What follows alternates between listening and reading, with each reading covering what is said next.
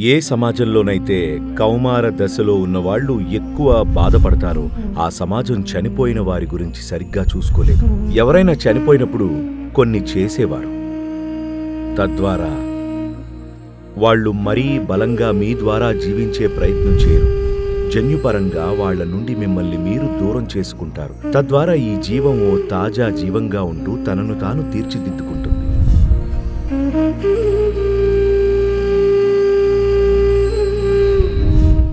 సరే, ఇంకొన్ని రోజుల్లో మహాలయ అమావాస్య వస్తుంది. ఇది సంవత్సరంలో where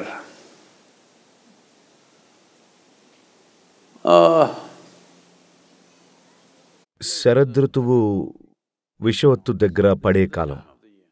సంవత్సరంలోని ఈ కాలంలో భూమి అత్యంత స్త్రీత్వంతో ఉంటుంది. ముఖ్యంగా ఉత్తరార్ధగోళంలో స్త్రీత్వం మరింత పెరుగుతుంది. కాబట్టి స్త్రీత్వం ప్రబలంగా ఉండడం వల్ల మహాలయ అమావాస్యను మన పితృదేవతలకు మన ఆదరణ,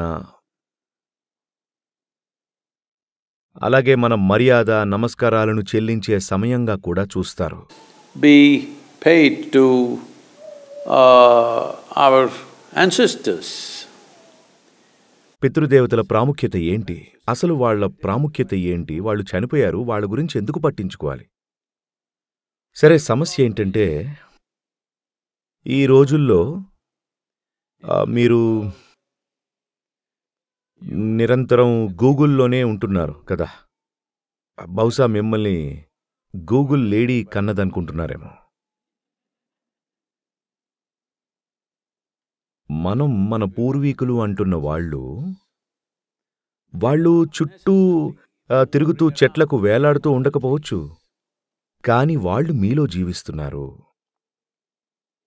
మీలో మీ పూర్వీకుల ప్రభావం ఎంతగా ఉంటుంది అనేది ఒక స్థాయిలో అది మీ జీవితాన్ని సంపన్నం చేస్తుంది, మరో స్థాయిలో అదే మీ జీవితాన్ని బానిసగా చేస్తుంది. మనం ఇలా ఉన్నామంటే అది మన పూర్వీకుల వల్లే. వారు నేర్చుకున్నది, వారికి తెలిసినది, వారి నైపుణ్యం, వారి సాంకేతికత, వారి జీవన విధానం, అదంతా మనం గ్రహించాం. తెలుసో తెలియకో మనలో ప్రతి ఒక్కరం. అదే సమయంలో వాళ్లను మీలో మరీ బలంగా బ్రతకనిస్తే మీ సొంత జీవితం అంటూ ఉండదు. ఎందుకంటే అప్పుడు చనిపోయిన వారిని తక్కువ అంచనా వేయకండి. వాళ్ళు మీ ద్వారా జీవించాలని చూస్తారు. అందుకే చాలా జాగ్రత్త తీసుకున్నారు. ఏదో ఒక సంస్కృతిలో కాదు, అన్ని సంస్కృతుల్లో కూడా, ప్రపంచమంతా మనుషులు చనిపోయినప్పుడు కొన్ని పనులను చేసేవాళ్ళు. తద్వారా వాళ్ళు మరీ బలంగా మీ ద్వారా జీవించే ప్రయత్నం చేయకుండా ఉండడానికి.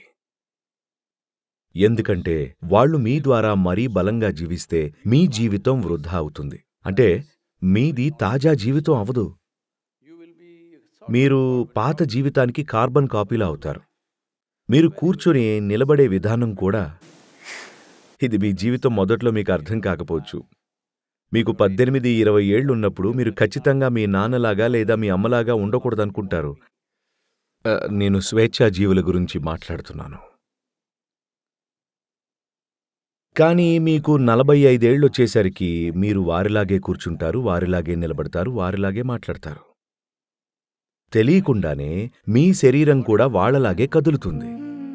కాబట్టి ప్రతి సంస్కృతి చనిపోయిన వారి నుండి తమని తాము దూరం చేసుకోవటానికి అనేక రకాలుగా జాగ్రత్తలు తీసుకుంది. భారత్లో విస్తృతమైన పద్ధతులను అభివృద్ధి చేసుకున్నాం. ఈ దిశగా అత్యధికంగా చేయగల కాలాలను ఎంచుకున్నాం. తద్వారా ప్రతి ఏటా మనం మరింత దూరాన్ని సృష్టిస్తాం. అందుకే సంవత్సరంలోని ఈ కాలాన్ని మనం పితృపక్షం అని అంటాం. అంటే ఇది మీ పితృదేవతలకు చేయాల్సిన సమయం అని. వాళ్ళు మీకు తెలిసి ఉండొచ్చు, తెలియకపోవచ్చు. దాదాపు 12 తరాల వారికి చేస్తారు. తద్వారా వారు మీ ద్వారా జీవించే ప్రయత్నం చేయకుండా ఉంటారని. జన్యుపరంగా వారి నుండి మిమ్మల్ని మీరు దూరం చేసుకుంటారు. తద్వారా ఈ జీవం ఓ తాజా జీవంగా ఉంటూ తనను తాను ఒక కొత్త సంభావ్యతగా తీర్చిదిద్దుకుంటుంది. గతం పునరావృతం కాకుండా ఉంటుంది. కాబట్టి మనం ఇప్పుడు ఈ మహాలయ అమావాస్య సమయంలో ఉన్నాం. యోగా కేంద్రంలో దాదాపుగా 20 నుండి 25,000 మంది తమ పూర్వీకుల నుండి తమను తాము దూరం చేసుకోవడానికి అవసరమైన ప్రక్రియలను చేస్తారు. వాళ్ళు పోయి చాలా కాలమే అయ్యుండొచ్చు. ఇక పోయిన వారితో ఎలా వ్యవహరిస్తామనేది అది ఒకరి జీవితంపై ఎంతో ప్రభావం చూపుతుంది. ఈ విషయం నేను ముందే చెప్పాను. ఇప్పుడు కొన్ని చోట్ల దీనిపై పరిశోధనలు జరుగుతున్నాయి. ఎందుకంటే జీవాన్ని గమనించి చెప్పేదాన్ని ఇప్పుడు పరిశోధన అనట్లేదు కదా. ల్యాబ్లోని ఎలుకలను గమనించాలి. వాటి పూర్వీకుల ప్రవర్తన వాటిపై ప్రభావం చూపుతుందా లేదా అని చూడాలి. అది ఎలుకలకు నిజమైతేనే మీకు కూడా నిజం. ర్యాట్ రేస్ తెలుసా? వాటిలో కూడా ఇది గమనించారు. ఏం గమనించారంటే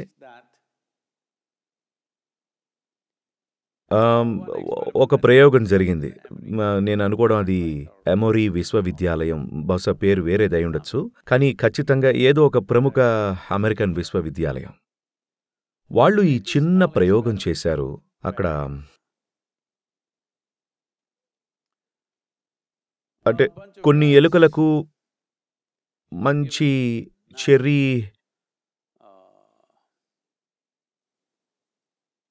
చెర్రీ పూల వాసన వచ్చే జున్ను ఇచ్చారు. అవి ఒకరోజు దాన్ని మొత్తం తినేశాయి. మరుసటి రోజు అవి తినడానికొచ్చినప్పుడు ఆ జున్ను కొరగ్గానే వాటికి కరెంటు షాక్ ఇచ్చారు.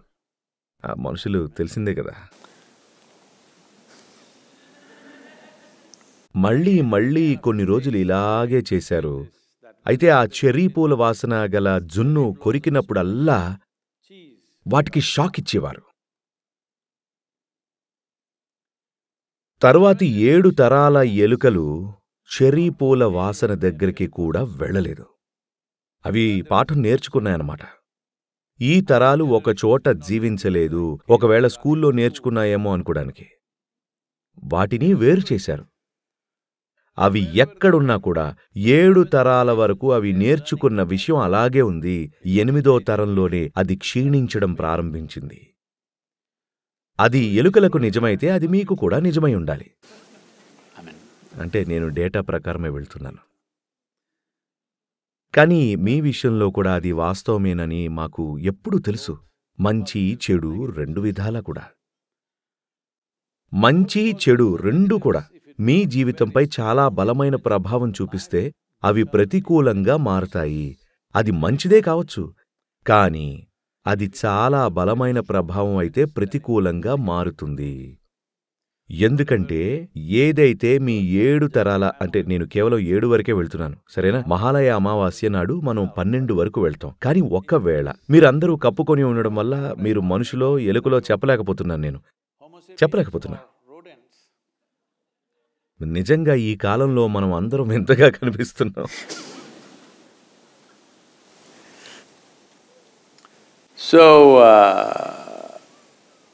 మనం కోల్పోయిన ముందు తరాల వాళ్ళు బహుశా మనకు వాళ్ళు తెలియకపోవచ్చు, వాళ్ల పేర్లు తెలియకపోవచ్చు, వాళ్ల ఫోటోలు కూడా చూసి ఉండకపోవచ్చు, కానీ వాళ్ళు మన ద్వారా జీవిస్తున్నారు. వాళ్ళు నేర్చుకునేవేవైతే ఉన్నాయో 7 లేదా 12 తరాల క్రితానివి, అవి ఇప్పుడు మరీ బలంగా పనిచేస్తే మీరు నేటి జీవితానికి అసంబద్ధంగా తయారవుతారు. చెర్రీ పువ్వులంటే భయం ఉండడం అనేది ఇప్పుడు ఏమాత్రం ఉపయోగకరం కాకపోవచ్చు, కానీ అది మీలో కొనసాగుతుంది. కాబట్టి ఈ సంక్లిష్టమైన సమాచార అల్లిక, దీనిని మనం ఈరోజు జన్యు సమాచారం, కర్మ సమాచారం, ప్రాణ సమాచారం అని అంటున్న అనేక రకాల విషయాలు ఒక సమాచార నెట్వర్క్గా ఏర్పడి మన జీవితాల్లో అనేక విధాలుగా అవన్నీ కూడా పనిచేస్తున్నాయి.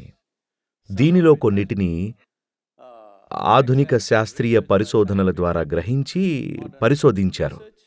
మిగతా ఎన్నో అది ఆ దిశగా వెళ్తుందని తెలుసు, కానీ తెలుసు కదా, ఫలితాలు రావాలంటే నిధులు కావాలి. కాబట్టి అది వాయిదా పడుతూ ఉంది. కానీ దీని ప్రభావం ఉంటుందని మనకు తెలుసు. ముఖ్యంగా చనిపోయిన వారిని సరిగ్గా పట్టించుకోని సమాజాలు, ఆ సమాజాలలో దీనికి సులభంగా ప్రభావితమయ్యేది కౌమార దశలో ఉన్నవాళ్ళు. 0 నుండి 8 ఏళ్ల వయసు వరకు పిల్లలకు సాధారణంగా పూర్వీకుల నుండి ఒక రకమైన రక్షణ, నిరోధక శక్తి ఉంటుంది. ఆ ప్రభావానికి లోనుకారు. కానీ 8 నుండి 18 సంవత్సరాల మధ్య వయసు వారిపై పట్టించుకోని పూర్వీకుల, సరైన పదాలు లేక నేనిది ఉపయోగిస్తున్నాను, వారి ఆత్మ లేదా వారి జ్ఞాపకం ఈ కౌమార దశలో ఉన్నవారిపై తీవ్ర ప్రభావం చూపుతుంది. కాబట్టి ఏ సమాజంలోనైతే కౌమార దశలో ఉన్నవారు ఎక్కువ బాధపడతారో, అనేక విధాలుగా మీ జీవితంలో ఇది అద్భుతమైన సమయం. కానీ ఎక్కడైతే వాళ్ళు అత్యంతగా బాధపడతారో, ఆ సమాజం చనిపోయిన వారిని సరిగ్గా పట్టించుకోలేదని అర్థం. కాబట్టి ఇది ఏడాదిలోని ఒక సమయం. మనం గతంలో ఏమీ చెయ్యకపోయినా ప్రతి ఒక్కరూ చనిపోయిన తమ పూర్వీకుల విషయంలో చెయ్యాల్సింది చేయడానికి ప్రయత్నిస్తారు. తద్వారా మన జీవితాలలో వారి ప్రభావం పరిమితంగా ఉంటుందని. వాళ్ళు ఎవరో మనం అభినందిస్తాం, వాళ్ళు మనకిచ్చిన సహకారానికి మనం కృతజ్ఞులం, మనకు ఇలాంటి శరీరం, ఇలాంటి మెదడు, ఇలాంటి చదువు మొదలైనవి, వీటన్నింటిలో వారి పాత్ర ఉంది, దాన్ని మనం అభినందిస్తాం. అదే సమయంలో వాళ్ళు మన నుండి కొంచెం దూరంగా ఉండాలని కోరుకుంటాం, మన జీవితాలను మనం జీవించగలిగేలాగా. ఇది ముఖ్యం, లేకపోతే వారి ప్రభావం చాలా చాలా బలంగా ఉంటుంది. కౌమార దశలో ఉన్నవాళ్ళు, అలాగే ప్రసవం తర్వాత స్త్రీలు ఈ శక్తులకు చాలా సులభంగా లోనవుతారు. For these forces, it is very important. మీ ఇళ్లలో అలాంటి వారు ఉంటే మీరు దీనిని తప్పక పట్టించుకోవాలి. అందుకే మహాలయ అమావాస్య.